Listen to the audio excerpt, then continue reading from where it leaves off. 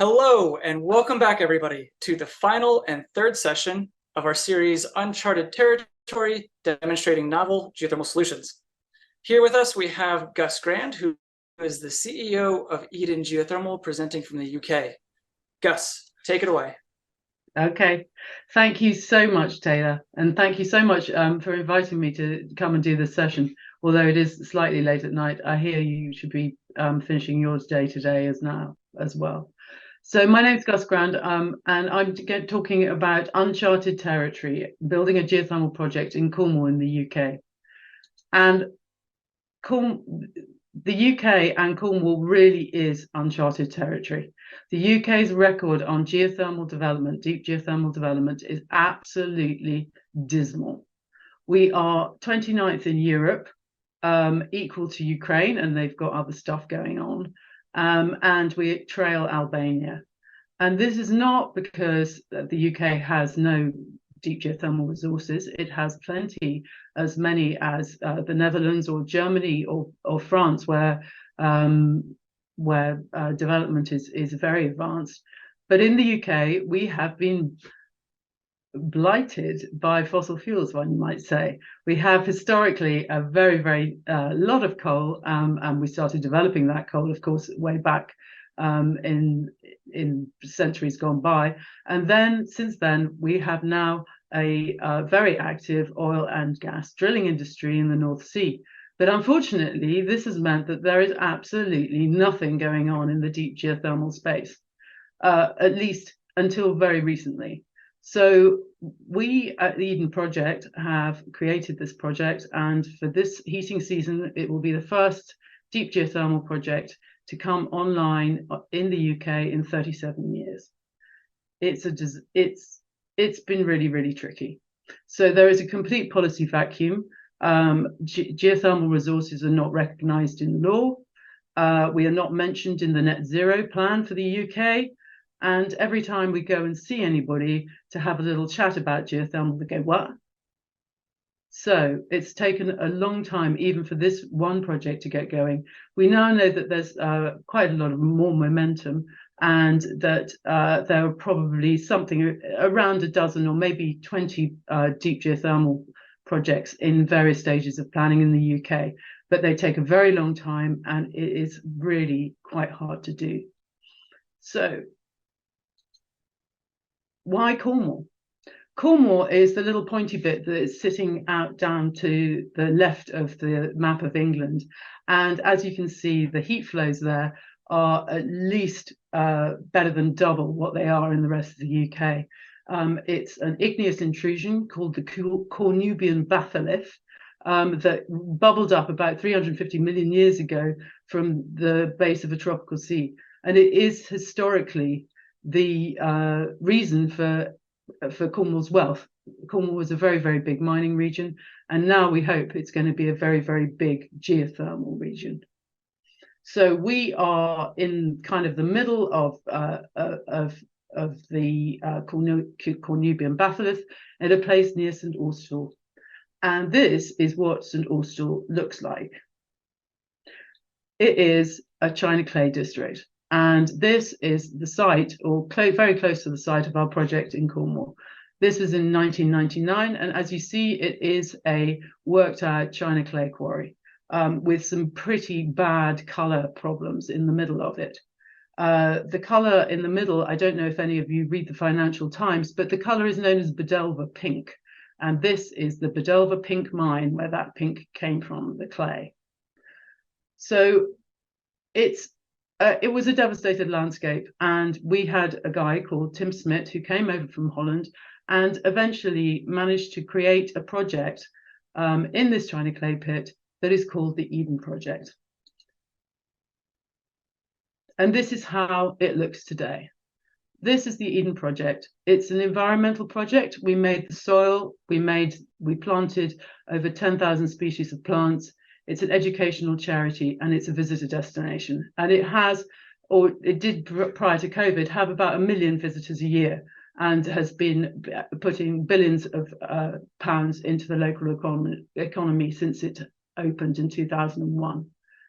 but it's also a place where you know that anything can happen. You can turn a China clay quarry in the most devastated part of the country, in a very, very poor part of the country, into a successful visitor attraction. So when it comes to looking at starting an industry in the UK with a wonderful new renewable energy source that can provide both power and heat, we said that sounds like a really good thing to do. So this is what we will be heating partly. This is our rainforest biome, which is absolutely the jewel in the crown of the Eden Project's attractions. It has the largest rainforest in captivity inside it. It's 55 meters tall, 250 meters long, and it looks like this. Now, it takes quite a lot to keep a rainforest going, and so we have a gas use of around 4 gigawatt hours a year. And if we don't have that gas use, we are going to end up with a very large compost heap. All the plants will turn to mush. It will be a disaster. There will be no more Eden Project. However, this place has been open since 2001, and so therefore we are dealing with quite a tricky legacy heat system. There's a heat main that delivers heat between 60 degrees and 85 degrees, depending on the time of the year. So I used to work at the Eden Project. I was the head of policy there. And as a demonstration of environmental goods and services and environmental technology, it seemed really important to me that we had our own renewable technologies, and we created the renewable energies on site. So that is what we have done. The phase 1 of this project, we hope that there will be subsequent phases, but the phase 1 of this project is an industrial research project, and it was part funded by our friends in the European Union. This funding happened before the UK left Europe in Brexit. And it was very remarkable that they carried on paying us, and we were still able to access the cash. But however, it was a difficult business to get this funding raised, and it was not absolutely suitable for a geothermal project. Basically, the funding streams didn't have enough money in them for a two-well project that we wanted. We wanted to go for an EGS project so that we would be able to create both electricity and heat for the Eden Project, because it uses a hell of a lot of electricity as well as a hell of a lot of heat. But unfortunately, there was not enough money in the pot, and so we had to come up with a way, but at the same time, we still had to produce greenhouse gas savings. So what did we do? We decided that the best thing to do would be to have an operating project with a coaxial system in it. So that is what we have done. Now, this project has been a very big cooperative effort. It's one of the things I really like about drilling. It seems to bring out the best in everybody. It's so cooperative, and people work together incredibly hard to get things done. So this was a three-way cooperation between the Eden Project, the charity, and Bestech, which is part of Bestech GmbH, who are the people who helped develop both Imsheim and Landau in Germany, and then also EGS Energy Limited, who had some of those very same guys who worked at the previous geothermal exploration in the UK, which happened in the 1970s and 80s. So they worked at Rosemann in the 1970s and 80s. Then when oil and gas started in the UK, they went off to salts in Europe.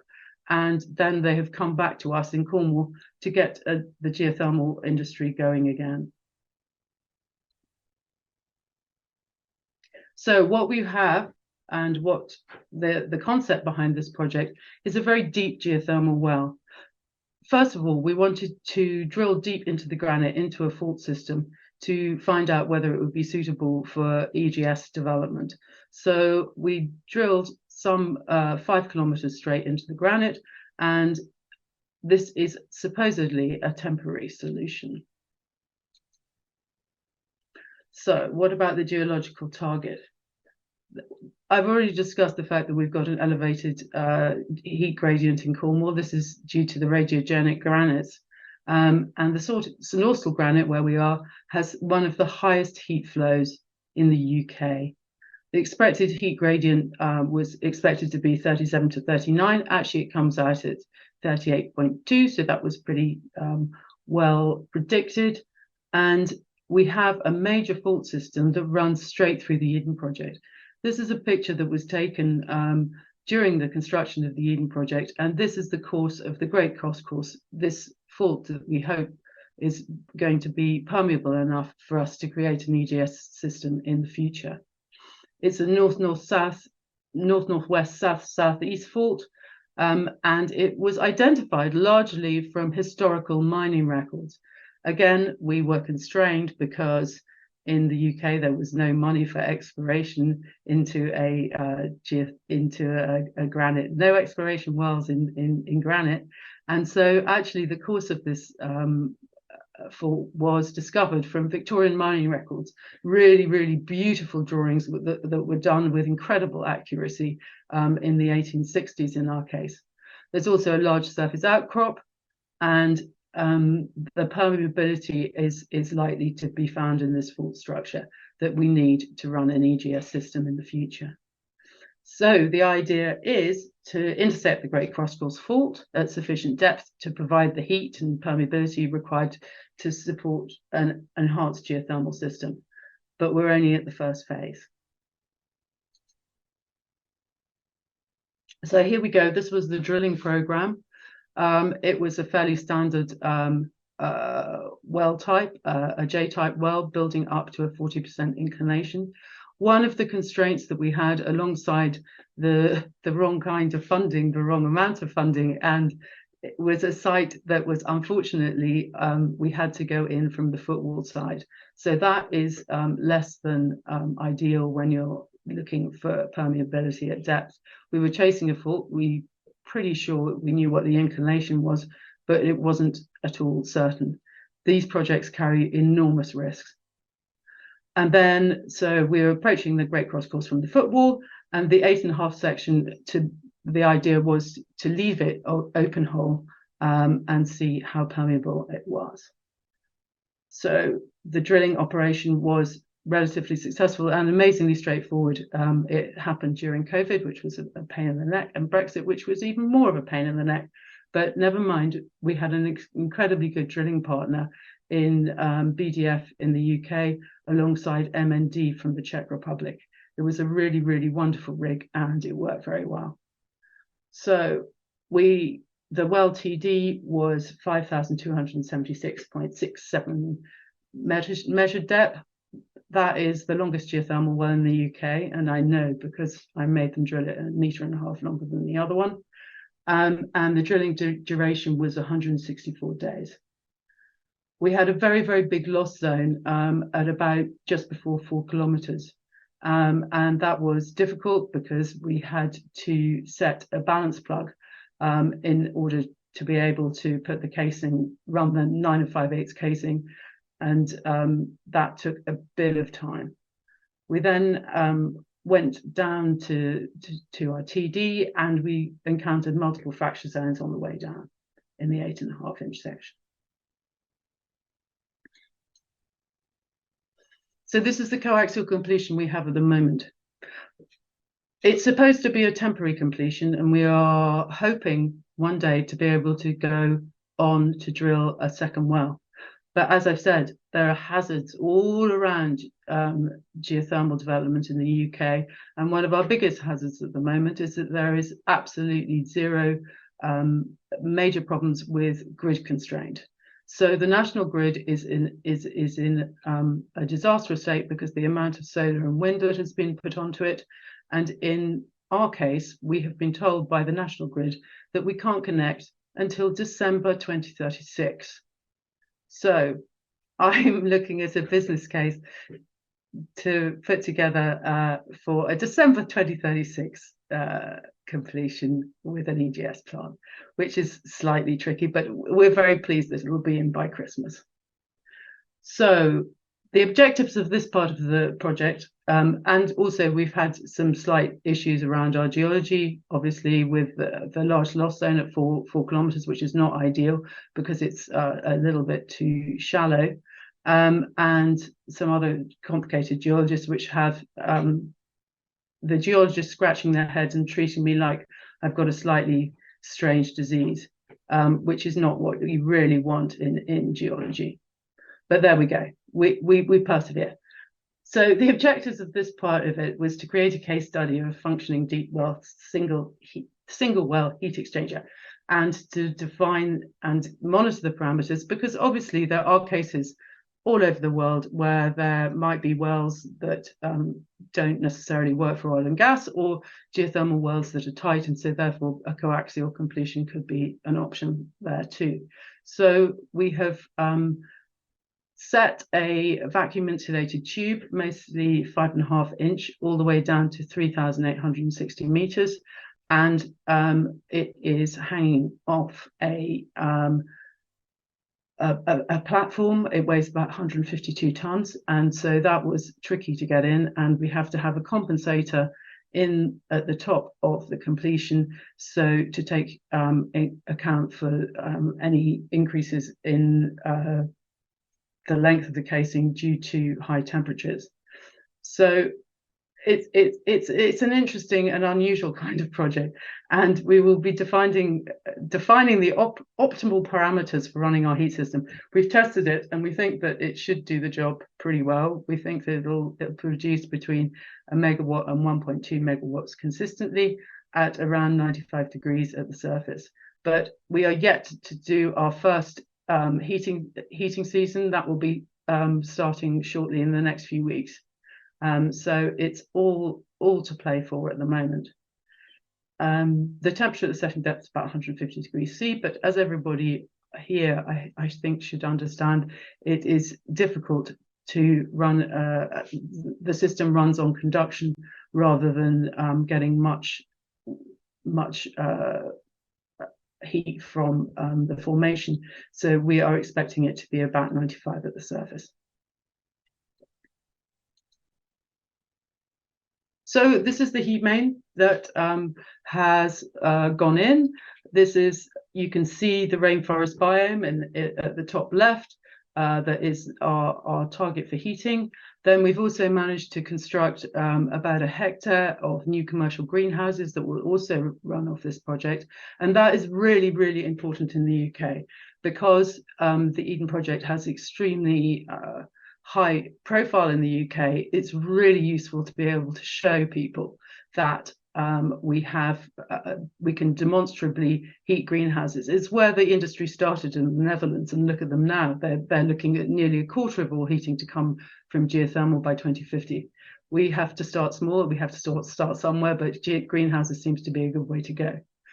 Then we're also looking at putting a distillery onto our site, a small rum distillery. Apparently, I don't know whether it's the same in the US, but certainly gin is now less fashionable than it used to be, and everything's moving on to rum. So we will have a rum distillery in for heating, for using the heat in the off season. And the whole length of the pipe, as everybody knows now, is heat losses along a pipe should be less than 1 degree C. And this is a really important perception issue in the UK. Everybody goes, oh gosh, you couldn't run heat mains a long way, could you? And we say, yes, absolutely we can. Come and see our site and we can show it to you. Taylor, I think that's the end of my presentation. Thank you so much. That was really, really informative and kind of comical at certain points. I think you described your completion and the project as interesting and unusual. The term that I would use there is it's novel, right? I think interesting and unusual. I mean, yes, it is novel. It is new. But it's like necessity is the mother of invention, right? So you Yes. have to be able to think on your feet. I mean, I'm here as a CEO of a startup. I mean, my best advice for anybody is never, ever, ever work for a startup. It's a bloody nightmare. It is.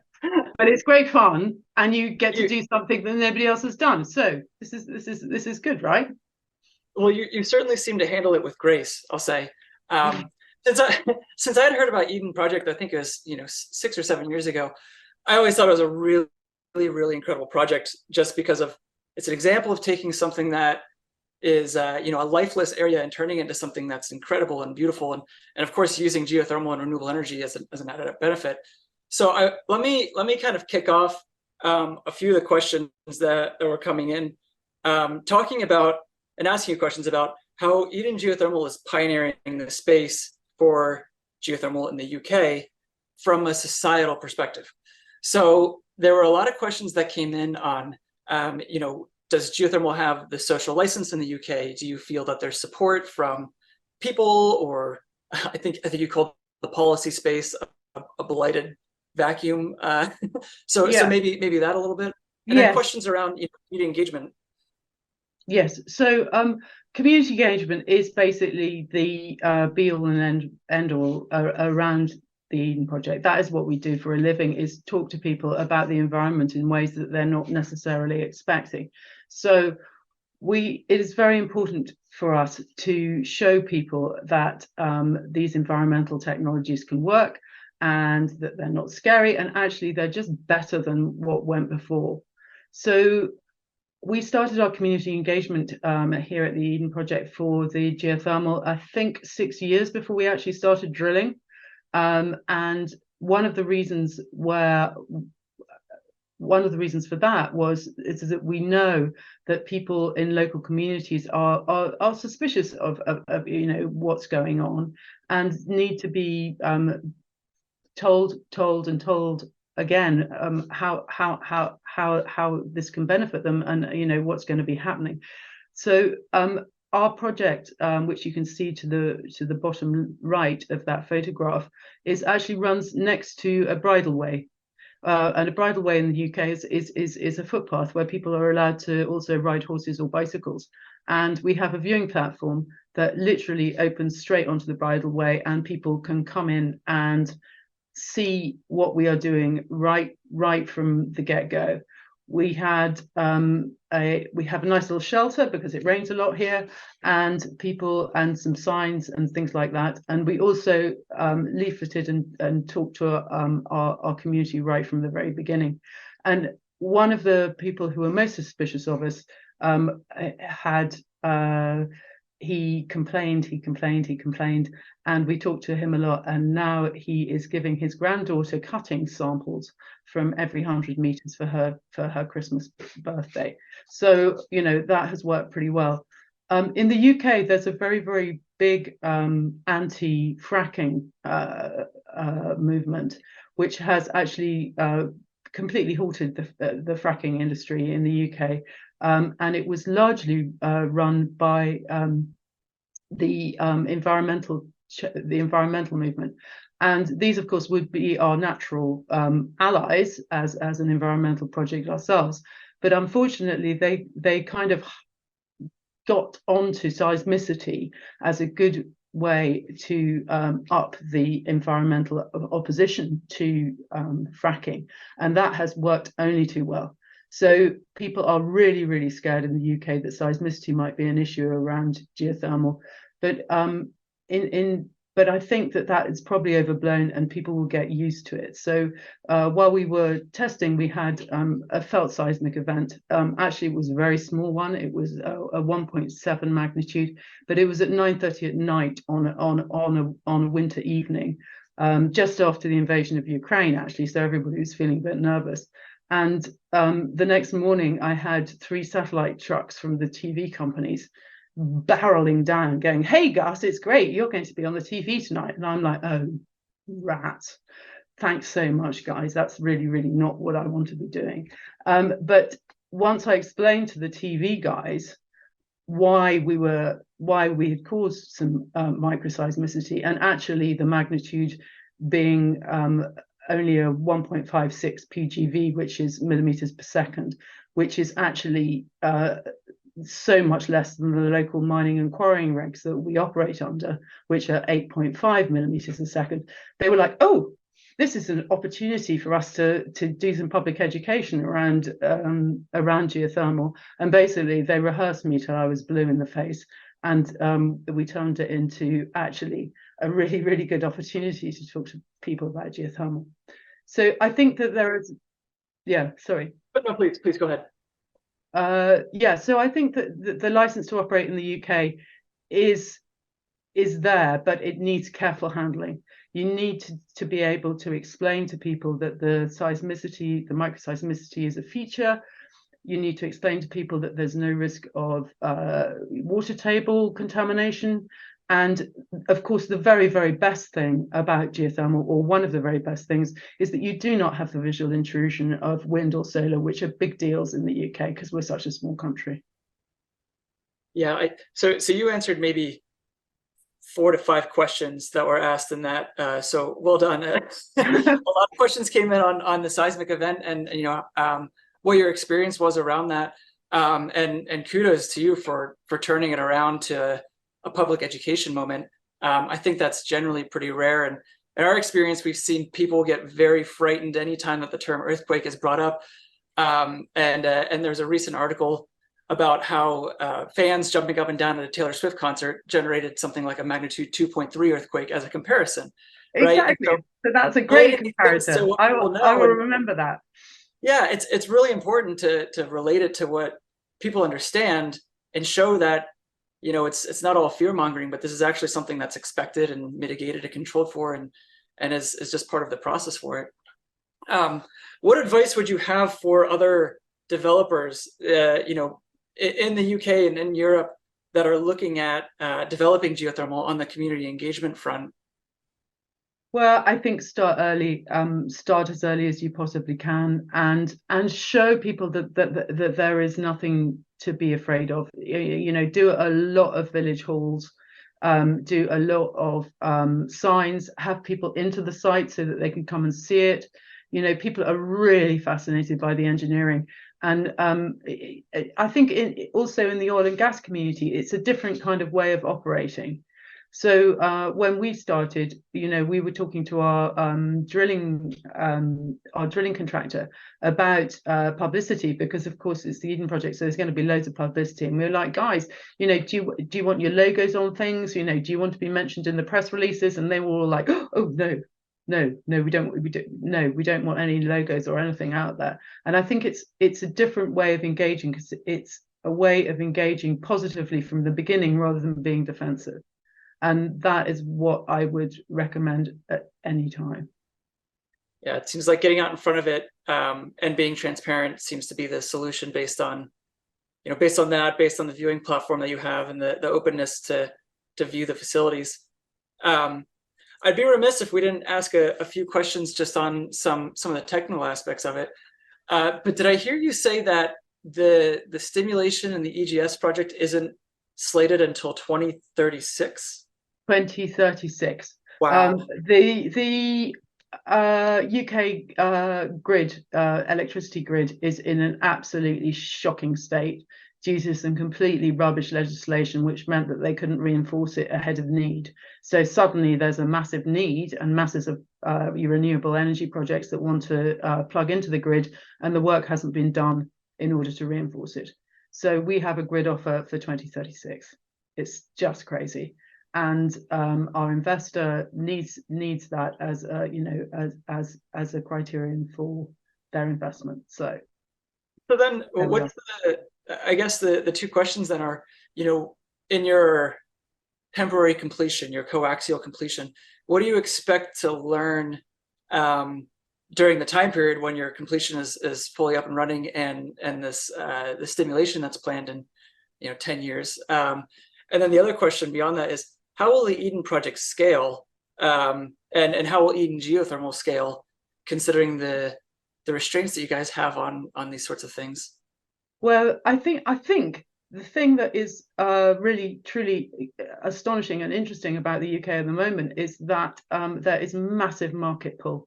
So our beloved National Health Service, which we love to moan about, but actually gives us all free healthcare for life, has over 100 hospitals that have geothermal resources, and they are looking for development. There are also all the institutions, the universities, the schools, and large institutions of all kinds are looking particularly for heat. I mean, the UK resource is not particularly good. There's only a very few igneous resources which would be for electricity. But I think the main opportunity in the UK is for heat, and we have the same sedimentary aquifers that are so well exploited over in the continent. And I think that will be the way that geothermal gets going in the UK. But we also know that over half local authorities have geothermal resources, and that they are all pressing for to get to net zero. Some local authorities have, maybe a 2030 net zero target, which is fantastically ambitious, but could be really, really, really helped by geothermal development. And finally, at last, the government is waking up and thinking, hey, this is a good way of doing it. The small surface footprint is incredibly attractive. You can look into Paris and see that they've done it there, and that you can do it in urban areas. It's really, really positive. And we are getting calls, 3 or 4 calls a week, saying, hey, could we scale this up from into our local authority, or into our hospital, or into our business. So I don't think there's any problem about the UK market actually really taking off. It's just a question of how quickly and how soon. So that leads to another question that was asked then is, with oil and gas being based out of Aberdeen for the North Sea, and a massive amount of equipment, tools, expertise, personnel, Absolutely. people from under, what's the landscape look like for the collaboration between oil and gas and Eden Geothermal and just broad geothermal and Cornwall in the UK? I think that the collaboration opportunities are absolutely immense. What we need are the skills, the exploration skills, and the cost reduction skills that have been so widely adopted in the oil and gas industry. And a lot of oil and gas industry techniques that have been going for five or 6 years have yet to bleed into the geothermal industry. The geothermal kind of industry has hitherto been kind of insular and rather small. And I think that we need to learn from the oil and gas industry about A, scaling up, B, getting drilling cheaper, and C, using some of those incredible new exploration and I don't know, the wireline guys who come on the back of a truck and put down a fiber optic cable that then dissolves in the well. I mean, we had one of the guys come and do that, and the difference between doing that and having to get a great big huge wireline truck out is absolutely amazing. And as soon as these technologies can be deployed into the geothermal world, the better. And also your fantastic hard thoughts about logistics and cost reduction and drilling and plasma torches and all of that stuff. It will be absolutely great. It's all very exciting. So Gus, thank you kindly. We have just a couple minutes left, and so I just want to thank you. I really appreciate your insight and all the information around Eden. I personally hope to get to visit someday soon, hopefully. Everybody is welcome. Everybody is welcome. We love having visitors. That's what we're for. So please, everybody, do get in touch and come and talk to us. And thank you so much for the opportunity to talking to the guys who are going to be able to sort geothermal, so it really takes a big chunk out of the emissions. And to everybody else on Pivot, thank you for your participation. This is the final session of Day 1 Pivot 2023. I hope that you have found the broadcast today as exciting and as informative as I have. Day 2 of Pivot is coming this Wednesday. And so that is kicking off with a session that will be live broadcast out of Aberdeen, Scotland. Don't forget this year that Pivot is happening across the world over the course of the next 6 weeks. We have sessions planned for Ladakh, India, China, Reno, Houston, and Iceland. So the final event for Pivot concludes with an in-person event in Houston that once again everyone is invited for. That's on October 6th. There will be more information on the upcoming agenda announced via the Pivot website, including the agenda for the next 2 weeks. And with that, good morning to those of you in Asia, good evening to everyone in the Americas, and good night to those of you calling in from Europe and Africa.